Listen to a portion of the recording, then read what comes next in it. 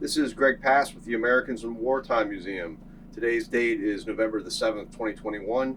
I have the pleasure to sit down and talk with Chelsea Porterfield, and we're at Arlington National Cemetery in Arlington, Virginia. Thanks for coming in, Chelsea. I appreciate it.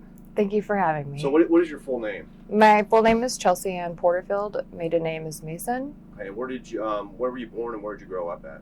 So I was born in Amarillo, Texas. Spent the majority of my life in Texas.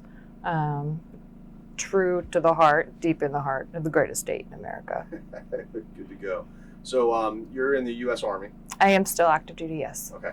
And what year did you enlist, and what was your motivation in enlisting? I joined what is now known as the Delayed Entry Program my junior year in 2001, and I left for basic training in June of 2002.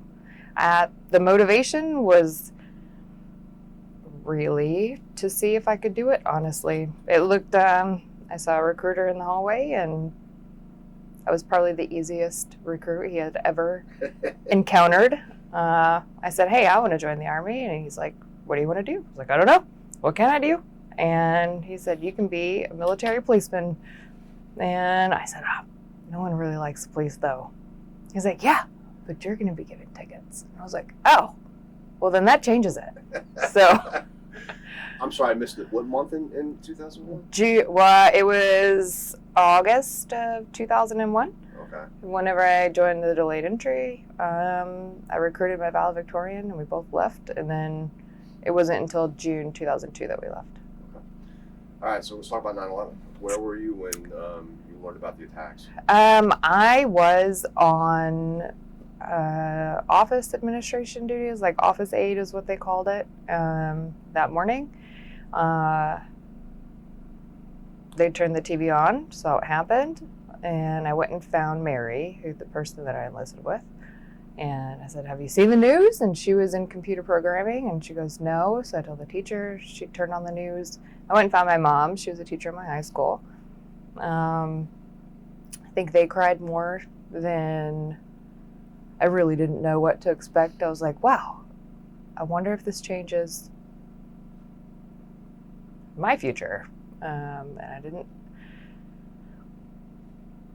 That was my first concern. It really wasn't a concern. It was just, I wonder what's going to happen next. I still have to go to basic training, so I'll figure it out from there. Mm-hmm. So it kind of got real at that point. Yeah. Did you envision yourself participating in wartime operations after that? Absolutely not. Nope. I went to basic training and AIT at Fort Leonard Wood, and halfway through you get your assignment. Halfway through AIT, and all the drill sergeants called off everyone going to Europe, which is half the class. I was like, Europe? I'm pretty sure I asked for Texas. And the dream sheet doesn't work? No. Go by that? And I cried a little bit, and I was like, wait a minute, Germany? That's not where my family is. So once I got to Germany, I elected not to take the leave in between basic training and your first assignment. I just didn't think it was important. So I got to Germany, and I remember getting there the first day with like 13 other brand new privates. And my platoon sergeant called me in the office one by one. And he had two maps. He had a map of Israel and a map of Iraq. And he said, which one do you want to go to? And at that point, I couldn't respond because wasn't the expectation that I didn't really know what to expect. Mm-hmm. And he kicked me out of the office, and after that, I thought about it I didn't obviously have a choice, right? This was just hey, these are the two places that this company is going to go to. So since you're brand new, which one do you want to go to? So you're off to Israel? Off to Israel. Okay. Within probably a couple weeks. And what role did your unit play in support of operations that were going on in other parts of the world? So we left in December 2002. It was just a platoon-size element. As soon as we got to our location, it was just a sandy beach on the Mediterranean Sea, and being obviously a private straight out of basic training, I was like, wow, this is a training exercise. Completely oblivious to what reality was going on. I was doing my soldierly duties, setting up our tents, setting up the talk, going 2x4, getting everything established. And then within probably 48 hours, that's whenever we met up with our ADA partners and rolled in with the air defense missiles. We were on base defense, so I met my Israeli defense counterpart that I was stuck with for 12 hours a day until we left, who didn't speak any English, so that was super fun. Before we go on any further, so military police. Yep. A lot of civilians don't really quite understand what MPs really do. Can you explain the many different duties, garrison and then field MP work? Absolutely. Can you just briefly explain all the multitude of tasks that you might have as a military police officer? I think out of many MOSs, the Military Police Corps does a very good job from the very basic institutional level of developing people to be agile and have the appropriate communication skills to exercise any duty, whether it be in a garrison, it's what we call garrison, non-wartime environment, or wartime environment, understanding the application of your pillars of principles. Being an MP through the course of my career, our functional MOS has changed dramatically. We can be expert at detaining operations. We can be experts at critical site exploitation when it comes to evidence gathering in a wartime environment. We can be experts at field interrogations, biometrics, data collecting, and then those translate back into the civilians, or not civilian, but garrison time environment. So here at Fort Myer or Fort Hood or Fort Bragg, soldiers still execute those same duties, but just in a place where they have access to their life, their families, humans, things. You're not constructed an institutionalized setting like you would in a combat theater. It's the same, just applied in different austere locations. So during the Israel assignment, you're pretty much tasked with physical security that yes. with the IDF. Yes. Okay. So we were partnered with IDF, and we maintained physical security of our site. At one point, we rotated to a separate location. This was going back, looking at it now, and speaking to some of my peers that were there. Because as a soldier, the why wasn't given to me, right? I was a task and purpose. So asking later on, hey, when we went to this location and we were handing out, gas masks to 5-year-olds. Why were we doing that again? Oh, I forget. Okay, got it. So it was a mixed kind of mission. Started out as a base defense and make sure that things don't repeat itself as it did in the 90s. And then once other forces in other countries finished what they needed to do, we shifted locations. So where'd you go then? So then we redeployed. We went back to Germany where I was stationed. Once we got back to Germany, I got to do some of my functional area MOS in the garrison type world. Mm-hmm. Germany's a little different. You don't have state law, you have country law. And that was my first introduction to bar fights, breaking up host nation issues, DUIs, some of those things. I did that for probably about 4 months. And then our company split into two, and half of us went to Iraq, the other half went to Afghanistan. And I was the half that went to Iraq after that. Okay, so that help me out here. That's 2003? So that was January 2004, we started prepping for it. Okay. And I'm sorry, you said you went to Afghanistan? I went to Afghanistan in 2007 and 8. Okay, yes. so the first in 2004 was Iraq? Yes. Okay. All right, so tell me about what the conditions on the ground were, and when you went over to Iraq, and what your mission was when you went there. So our mission was we relieved the original forces, or first wave. Conditions from my lens as a soldier was I was expecting a beach with sand and a tent, because that's all I had to equate it to. We moved into Fob Falcon, is where 1/8 Cav was also their home base. So it was our MP company, another MP company, and then 1/8 Cav. I'm sorry, what was the company you were assigned to at this time? 127th Military Police Company. Okay. We get on ground. Everyone gets their stuff. The conditions weren't bad. I thought they were actually. I could have expected worse. I don't know that I had any expectations. We had rationed water. Obviously, that was a thing that everybody went through, so it really wasn't anything that separated us differently.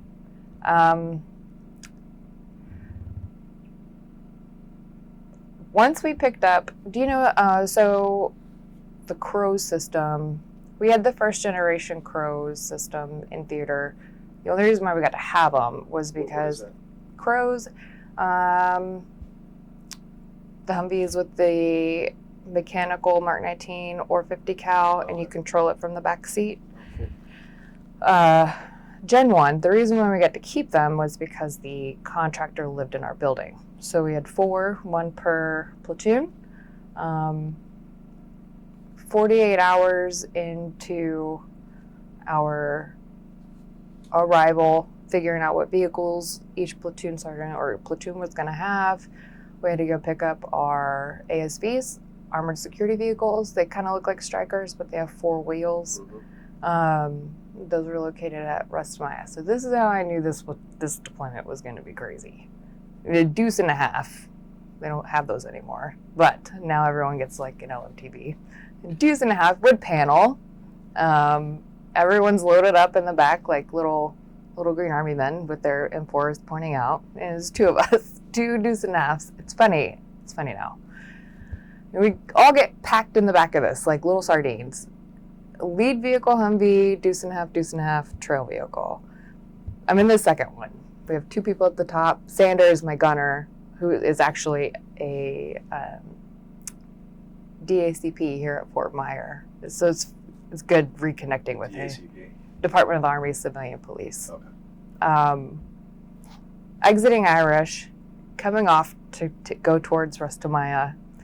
All I know is that everybody that was on my side, we were on our knees, and then we were not on our knees. And we had like cake mud stuck to us. And I remember sitting up, and I was like, Sergeant Mattern, what just happened? And he was like, you know what that was? I was like, no. How did I go from here to here? And I looked at the time, PFC Bonilla, and he's like, have you ever seen a turtle try to get off his back? So that's what he was trying to do. Not funny at the time, super funny like 10 minutes later. Turn around, the vehicle, it's a deuce and a half. There's no ballistic anything on it. So Bush ended up taking some shrapnel to his face. Sanders' gun completely disassembled with shrapnel. So we had to go back around. And what they did, traded out vehicles, everyone loaded back up, and went right back out to go get our ASVs within like 30 minutes. Yeah. I assume this is an IED. Yeah, right? Yeah. So can you explain, again, keeping in mind that somebody might watch this many, many years down the road, what is an IED? How does it play a role in April 2004, leading into March 2003, we take over Baghdad. The initial push is done. Baghdad's called sovereign. The initial forces are still there. IEDs just started being, as I remember, being a kind of a big thing. April 04, that first month we were there, they were a daily occurrence. And what they are is man-made roadside bombs. And they became progressively intricate later on down the road, post-surge operations. Then they became like EFMP or EFPs, projectiles with a lot of chemistry done with these science, elaborate bombs. But in the beginning, it was very rudimentary. They were shells that were left over from the initial push, used access to whatever chemicals or whatever compounds they can get to create a bomb, place it on the side of the road, either self-detonate or remote detonate as coalition forces passed by. And it was kind of like a luck of the draw at the time. It wasn't until later that they became very targeted by patterns of routine habit. And obviously was a significant problem throughout the entire operation. Oh, absolutely. I think it wasn't until I went back in December 2005 and stayed till June 2007 on a separate type of job. But it wasn't until when I was leaving they started becoming like real, very, very hard to, or they were pure genius. I don't want to call them genius, but that's where some of the science behind creating these things were. Yeah. So, so you were not wounded in this attack, but no. Somebody was on the. So what's going through your mind? At first, you had kind of a, hey, what the hell just happened? And then you realized what happened. Yeah, what's going through your mind at this point? I was super confused as what just happened. I don't remember being scared. I just remember looking at Bonilla and I'm like, he looks like a turtle. And then I remember looking for my team leader and I was like, Sergeant, how did I used a bunch of bad words, so I don't want to say them. Please knock yourself out. I was like, how the fuck did I just get on my back? I was literally just standing up here watching that field, and he was like, you don't know what that was? You know, why would I know what that was? Why would I know what that was? It wasn't until we got back, whenever everyone's all settled down, I'm like, okay, I need to smoke a cigarette, that I realized what that was, and I was like, oh, I think in my mind I had built up an IED blast as to being something crazy or like smoke and brimfire, and that wasn't it. So I was like, oh, all right, let's go. Come on, I gotta get my vehicle. So soldiers and civilians who've experienced combat or been under attack or some kind of a life-altering event have reported having time distortion, other types of weird phenomena that happened in your head. Did you experience denial, time distortion, auditory exclusion? Did you experience anything like that? So through this deployment, I had forgot this entire year. I only had I don't know, 25, 30 minutes up until 3 years ago, and they weren't consecutive. I would have people send me videos, or like homemade, back in the day, you could have things like this. And I would be mad because I didn't remember being there, right? Or I didn't remember some of the faces in there. And it wasn't until about 3 years ago, I went to inpatient because suicide was going to be a decision. And it wasn't through that recovery process that I started remembering more through cognitive behavioral therapy. So there was a situation where that did happen, but it was more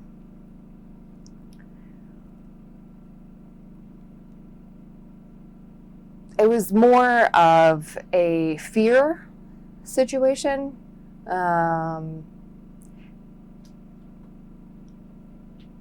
Because of the situation that I was in, right? We did back then you didn't have armor, right? I was a gunner. You didn't have all of these wonderful mesh glass baskets around you. I had a pintle and name tape defilade. That's what I had. And recalling some of those situations. I remember seeing a distinct color, right? Or like how slow an RPG actually is compared to, and how not perfectly straight it goes, how it goes like sideways and up and down, and like it's ridiculous how inaccurate that is. But so you get back after the ID goes off, get back, have a moment to think about it. Are your family back home, did you have communication with them, and did you share with them that something like that happened, or you figured best not to tell them while you were over there? No, I think later on, it wasn't until about, we were issued these digital cameras to document whenever we would do or respond to anything for digital forensics, right? Document, take pictures. The squad leader would upload it at the TOC, whatever division we fell under at the time. And sometimes, I think later on when I became super cynical or complacent, one of the other, complacency was definitely a thing. I remember sending my mom a couple of pictures. She was like, "Are you just trying to torture me?" Yeah, I bet. No, I mean, that's just what I'm doing. We had phone banks. Back then they had the blackout situations, like if somebody were to pass away in theater or your region, the phones would be blacked out for 24 hours to make sure that nobody called the family members prior to the official notification. So there would be periods where it would be blacked out for a very, very long time. Gotcha. So that deployment, how long did that last for? That was 12 months. So April 2005, we ended up coming back to Germany. Okay. Let's talk, before we get back to Germany, let's talk briefly about what your living conditions were on your first deployment to Iraq. What were you in, like 10 GP medium buildings? Where? So it was an old dorm building from, I think, an Iraqi training camp. And that's where our fob was, but we ended up, when you live south of Baghdad and then you commute to your patrol area, that's like an hour commute. But I remember during the elections, we slept in the IP station for almost 3 weeks. I don't know, there wasn't, the building that we were at, the old barracks or what have you, the building we was at wasn't bad. It was nice. I say nice, but it definitely wasn't staying in a tent. So you mentioned patrols. Mm-hmm. Briefly, what kind of work are you doing on these patrols? Are you monitoring main supply routes? Are you actually responding to calls for service, supporting local? No, yeah. So at the time, the Iraqi police force across the country was gone. And I think at that point they labeled it as like phase 2 insurgency, where, even the mid-level government was still kind of not trustworthy. So it wasn't in the beginning, but a few months into it, we were assigned a sector, and in that sector, those Iraqi police stations were our responsibility to build a relationship, stand up, do joint patrols, dismounted, mounted, presence patrols. This was also like, I think before the curfew, during the curfew, I don't know. I had my patrol area or time was at nighttime. So we just patrolled with them, made sure that we worked with them and made sure that their police station was physically sound, equipment through standing up the vehicle fleets, weapons, stuff like that. Training. Level of trust. I mean, how does that work? Having a partner that you're assigned to, that I imagine that's a complicated scenario to be in. How does that work? Well, going up until almost leaving, there had been many times where we had found ourselves in a not very, a situation that was led in by our police stations. So, or false claims of requests for assistance or something like that, and it'd actually be a trap. So our trust wasn't there, but our job was still to train and be present with them. We just knew that if they were to call for help or call for assistance or do something, we either, I think I don't know, is New Year's Eve 2004 going into 5. First only ever recorded vehicle-borne house explosion in Gazalia. So those same police officers called in for assistance. It was, I don't know, 2300 or midnight or something, and we're on our way from another district. Took like a 5-minute break, not a break, pause, tactical 5-minute pause on our route because we knew something was fishy.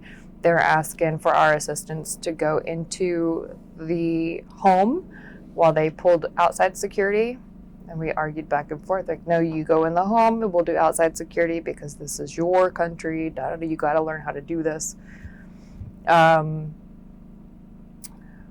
Paused for 5 minutes, ended up dismounted next to our vehicles to walk into the neighborhood.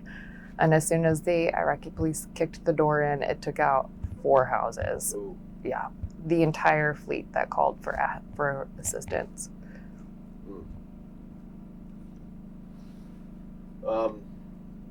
So you said 2005 you went back to Germany. Yep. So April 2005, I redeployed back to Germany.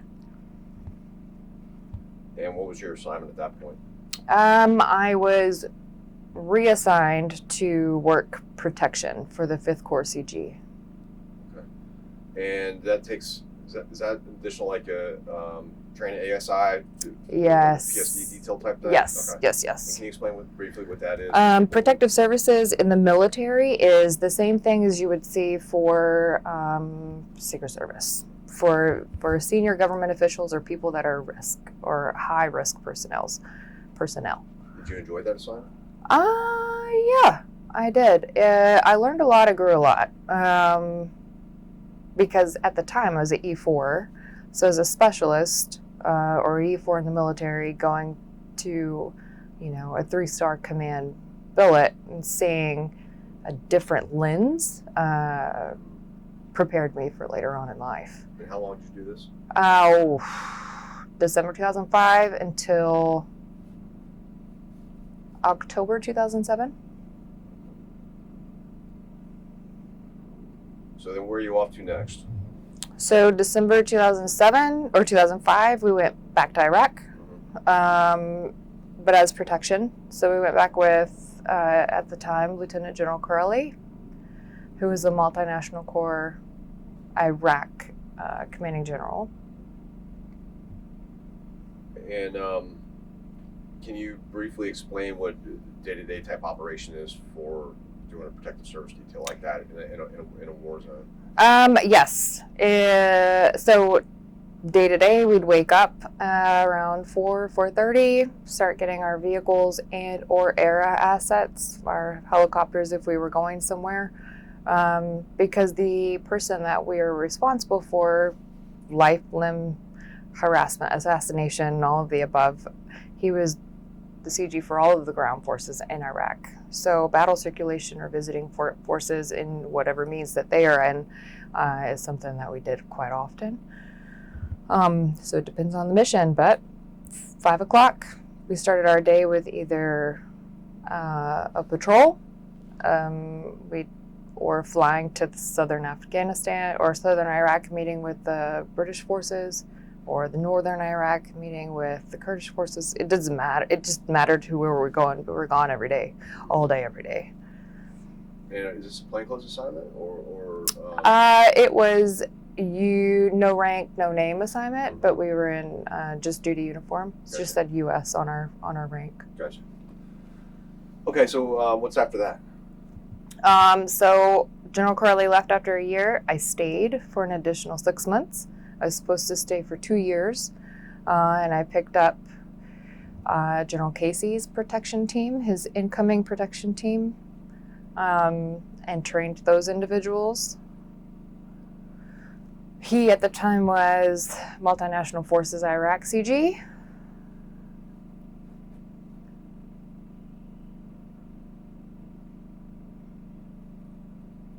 And how long were you working with that group?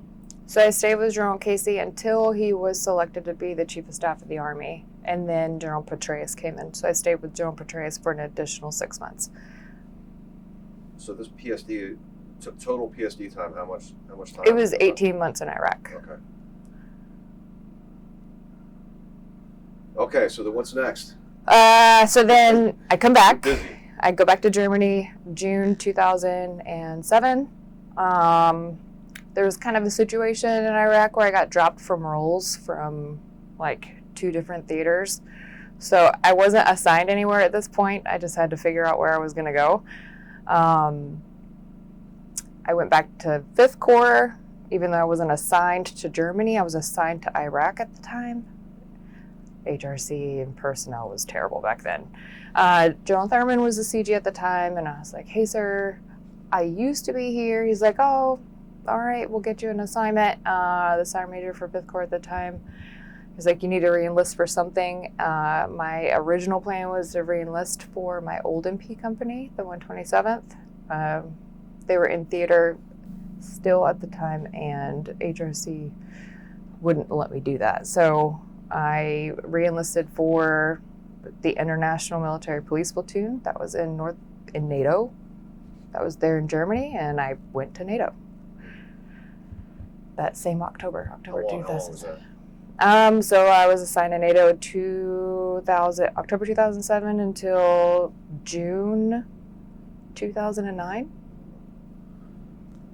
And then where are you off to? And that's when I went to Afghanistan while I was assigned to NATO. Okay. So tell me about when you got to Afghanistan and what your initial observations were in the landscape and just the situation of Afghanistan versus what you had experienced in Iraq, 2 different animals. So I think I expected Afghanistan to be a little more advanced with some of the, I don't know, cultural. I didn't really read up on Afghanistan. Didn't ever expect to go to Afghanistan. I totally expect to have most of my time in Iraq. I'm sorry, when did you get there? What month and year? I got there, I spent October, it was December 2008 to April 2009 because I went to drill sergeant school in June 2009. Yep. Okay. I'm sorry for interrupting. So you get to Afghanistan and your observations. So because I was in an international setting, my squad was a bunch of different nations, so we had different rules. We couldn't be in certain places, but at the time I remember seeing the cultural changes. We were in Kandahar, even though it's aesthetically different than Baghdad, Iraq. I just still kind of expected maybe the same cultural similarities, but it's not as westernized. And not that I wasn't prepared for that, but same with some of. I didn't see a lot of drugs in Iraq, but in Afghanistan, seeing someone wearing bed sheets in 2 feet of snow, but explaining how to make a black tar heroin cookie was like mind blowing because that's science, but it's cold. Why don't you wear socks? It was just completely opposite of what Iraq was. But I had spent like majority of my youth in Iraq. What are your day-to-day duties? My day-to-day, we ran the International Military Police Station. So for the other 22 sub-nations that were on Kandahar, they ultimately reported, I don't know, whatever it is that other nations did to us, and we were the overarching police station, I guess you could say, for Kandahar. The rest of them just reported up. And what were your living conditions at this point? We lived in a tent, a GP large, with a cot. Wasn't bad. Good communication back and forth from home? Yeah. We actually, at this point, we had cell phones. Because I didn't have cell phones before that. So at this point, we had like the Roshan phones or whatever. Okay, so where are you off to next? Okay. I am off to drill sergeant school. Probably like 90 days after that. And obviously that's back in the United States. Mm-hmm. Okay. And after school you go to Fort Leonard Wood. Okay. And as a drill sergeant. Mm-hmm. And how long were you working as a drill sergeant? 2.5 years. Did you enjoy it? Yeah. It's an investment, so you only get what you put in. If you put in the bare minimum, then that's what you're sending to the force. Yeah. So. Forgive me. Married, if you don't mind, married, kids? So I met my husband there as a drill sergeant, and we didn't have children until 5 years ago. He just turned 5, so 5 years ago. It was our second trip to Fort Leonard Wood. And you said, I'm sorry, you said he's a soldier as well? He just retired 2 years ago, so now he's a stay-at-home dad, doing nothing. Awesome. Okay, so you're done with your drill sergeant assignment, and what's your next assignment after that? I go to Korea, Area 1, Camp Casey. And what kind of work are you doing there? I'm a platoon sergeant for the largest MP company in the Army. I've had 64 people in my platoon, half Catoosa, half U.S. soldier. I've never been there before. Is this a DMZ type assignment, So or law enforcement, physical security? What do you do? We rotated every 6 weeks. We were either working the road, or we were in the field, or we were participating in exercise, or we were at another sub-installation providing law enforcement. And what was the MP company name? 55th MP company. And how long were you doing that for? It's a 1 year. I did a 1 year short tour.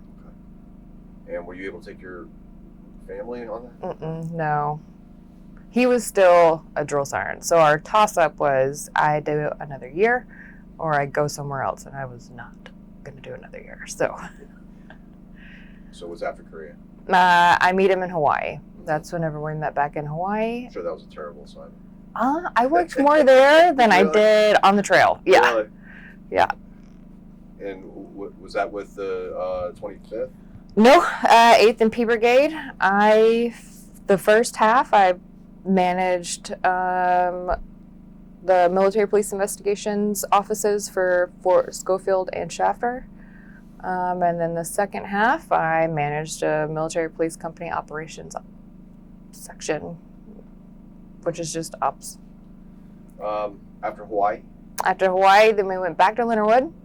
I was a career course instructor for the military police captain's career course and military police basic officer leader course. And then that's whenever we had our son. Okay. And then where are you off to after that? Then we're here in the 3rd Infantry Regiment. Okay, so we're almost in present time. So again, keep in mind, a lot of people watching this, most people watching this probably are not prior military. Right. People know what they know from TV about this beautiful piece of property we're on. Can you tell briefly where we are right now and the importance of this in our nation's history, and then your role, what you do here with the 3rd?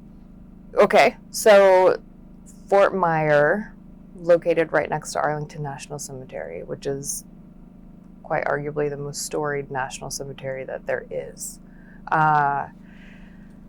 It is not only a federal installation, but it's a Department of Defense. Everyone from all services are here. There's civilians that are buried here from the institution of Arlington National Cemetery. There's unknowns buried here, other than our 3 that we honor every day. The 3rd Infantry Regiment is responsible for all honors rendered in the Arlington National Cemetery through military honors, military full honors funerals, standard honors, full honors funeral, dependents, service members, retirees. But the Old Guard's also responsible for everything outside of Arlington National Cemetery that involves ceremonial excellence. So anytime that we have a state arrival or anything, a figurehead from another country that is invited to the nation's capital by our senior government officials, we are there to present a ceremonial presence and an expectation of what our United States Army looks like.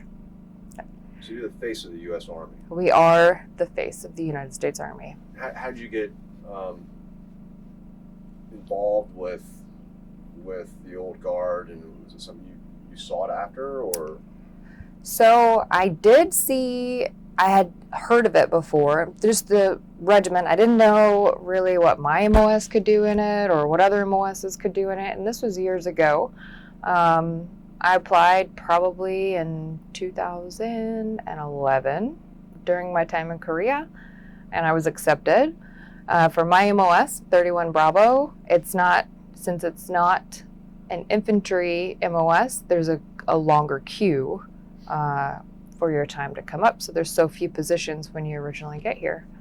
So when I was accepted, I told my husband, I was like, hey, I got accepted. And he was like, oh, I don't want to go to DC. It's too busy there. I was like, okay. So I declined the assignment, and then I ended up going to Hawaii. But it always struck me, I wanted to see if I was good enough to be in the organization. All you do when you read about the 3rd United States Infantry Regiment, the Old Guard, everyone thinks about the Tomb of the Unknown Soldier, or any other supporting, like the United States drill team. Like, well, maybe I want to know if I'm good enough. I think I could do it. I want to know if they think I could do it. So when I applied again after having my son and went to the MP company that's assigned here and took over as a platoon, that was my first test. I was like, okay, I could do this. What are your day-to-day duties? At the Tomb of the Unknown Soldier, for my previous job as a sergeant of the guard, my day-to-day duties were standards and discipline of the platoon and make sure that daily operations are met and expected. Everything is running smoothly. The relief commander who's on duty that day is completely responsible for the mission, but also for me to be there to make sure the standards are kept and maintained. And how many guys, how many soldiers are guarding the tomb? So it's a platoon-size element. They work on shift work in groups of 3 squads or 3 reliefs. So it really depends on how many people are available that day. They work on a 26-hour shift, 26 on, 22 off for 5 days. Then they have a 3-day break, and they come back in for day 9 training. Now, if they're in testing, the 3-day break really isn't a break. They're preparing for testing and stuff like that. But so, I'm sorry, you're a sergeant first class. Mm-hmm. So you obviously are heavily involved in the leadership and management of the unit. Or you actually do ceremonial stuff yourself as well? Right. So when anyone comes to the platoon, when they volunteer for the Army, volunteer for the regiment, and then volunteer to try testing at the Tomb of the Unknown Soldier, it doesn't matter what your rank is, you're going to test the same way as a private would. You just get to have responsibility and accountability. Mm-hmm. That's just the difference. Yeah. So yes, my first initial test was as a walker, and then I tested as a changer, and then my responsibility is foreign heads of state and the President of the United States for full honors wreaths. So what's it like to be a soldier who has the honor of actually doing what almost every American has seen either in person or in video, seen this? I mean, what's that like when you're walking that sand? Do you realize the significance of that? I imagine you do. So. And that's a weird question, but for somebody who hasn't done it, it really is a tremendous responsibility. I mean, to think of that, I'm just curious, trying to get in the mind of somebody who's done that before. It is. So this is my one. It's nerve-wracking because you don't want to disrespect or embarrass the organization in any way, and to know that perfection is what we strive for, there could be an off chance that it's not going to be perfect, right? So expectation management is something that I get nervous, even all the way up until my last change. Like I was trying to get all of the butterflies out. Like this was going to be my last one. I'm just grateful that I was able to work with those soldiers. Yeah. That's all. Those are my favorite. But so 30 years ago, there was zero chance somebody like you would be assigned to a unit like this, correct? Yeah. So there's also some significance there on the fact that you have somebody such as yourself, a female, who is running reps just like male soldiers have done historically for many years. That must be a challenge in and of itself, breaking ground like that, right? So I think if you ask the people that I worked with, I think they had a harder challenge getting me out of my own head than me actually training. He was one of my trainers. So I don't know that I looked at it being groundbreaking or that it was something that was grand. I don't know that I ever looked at it that way. I think I applied pressure to myself to make sure that I could meet some sort of, just so I can meet the expectations. That's what I wanted to do. I wanted to make sure I met whatever expectations for these soldiers, the platoon, the future, the legacy that could possibly be left or in the history, the ones that came before me. So we talked briefly before the camera was rolling about what we're doing, and just for the record, obviously we're videotaping this. You'll receive a free copy of the video, and you're also going to receive some information on how you can send this information to the Library of Congress across the river for the Veterans History Project. So theoretically, 150 years from now, 300 years from now, your great-great-great-great-grandkids might stumble upon the video. What do you want them to know about your service to your country?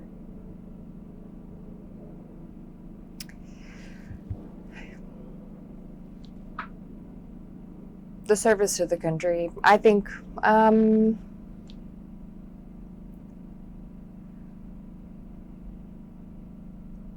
I don't know. I think if it's one thing that I would consistently remember or try to make sure that the previous generations keep is it isn't about you. It will never be about you. It's about the 10 years down the road, the 15 years down the road. So make sure your actions shape that. It's not about you. You mentioned that you had an encounter with a recruiter when you were a young kid. If you had another young kid about your age at the time came up to you and said, "Hey, this is really cool what you're doing, and I'm 17 and I want to be a soldier just like you," what kind of advice would you give them on how to succeed in the United States Army like you have? Don't have any expectations and try everything once. Job assignments, if it's something that you want to do, do it. I've been lucky. I haven't had to do something twice in my career. I've done new things every time, and it was all something I thought was going to be neat, or I'm going to learn something on this or do something new on this, and I didn't have any expectations of it. I didn't know if it was going to be bad. I didn't know if it was going to be good. I just knew that I'm going to try it. So I understand you're a short timer. Yes. You got retirement coming up, and when's that going to be? Officially 1 July 2022. Okay. So well-deserved retirement. Congratulations on it coming up. What are your plans? I'm not going to do anything for 12 months. Absolutely nothing. My son is 5. I want to have we want to have another baby. My husband's 40. I'd like not to be in the ancient geriatric pregnancy group. I'm 37, but I still want a year off. So maybe 39 we'll have another kid, because 5 years old and being our age is kind of exhausting. So he needs a playmate of some sort.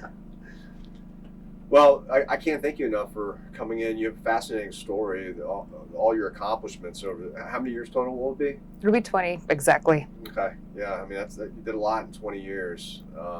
Thank you for your service. Thanks for spending some time in the RV with us and telling us your fascinating story. Good job, Chelsea. Thank you.